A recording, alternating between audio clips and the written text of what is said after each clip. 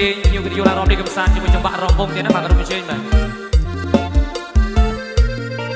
ថ្ងៃមិញបងហួយលើខ្នងក្របីកាត់ពីលស្រែស្រីលើដៃសញ្ញាងាយអូនច្រអូនកាត់ហើយតាំងយីត្រានៅកំពុងតែជួបគ្នានំអូមលៀកនំឆ្ងាញ់អងចាមានបារេងលូស្លាញ៉ាបងផងហួយយើងងូទឹកលេងដៃរៀវរកគ្នាហើយសាសងថាទៅលេងរំវងថ្ងៃពីខែព្រឺកណ្ដាលស្រែបើសូពុកម៉ែទៅ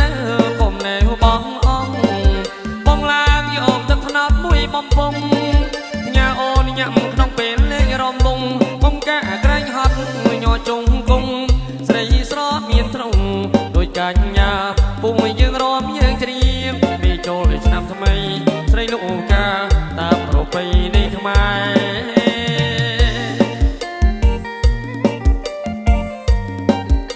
បាទសូមអញ្ជើញភាពយន្តអារម្មណ៍នេះកំសាន្តទាំងអស់គ្នាទៀតថ្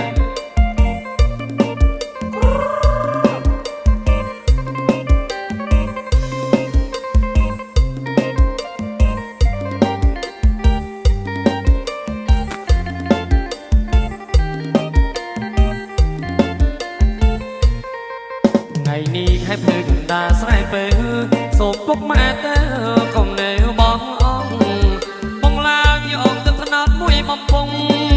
ញ៉ាអូនញ៉ាំក្នុងពេលលេងរំវងបងកាក្រែងហត់ញ័រជុំគង់ស្រីស្រស់មានទ្រង់ដូចកញ្ញាពុំយើងរំយើងច្រៀងពីចូលឆ្នាំថ្មីស្រីលោកកាតាមប្រពៃណីខ្មែរចង្កេះរៀងរាវស្រីទៀវទេពកញ្ញាជុំកេះរៀ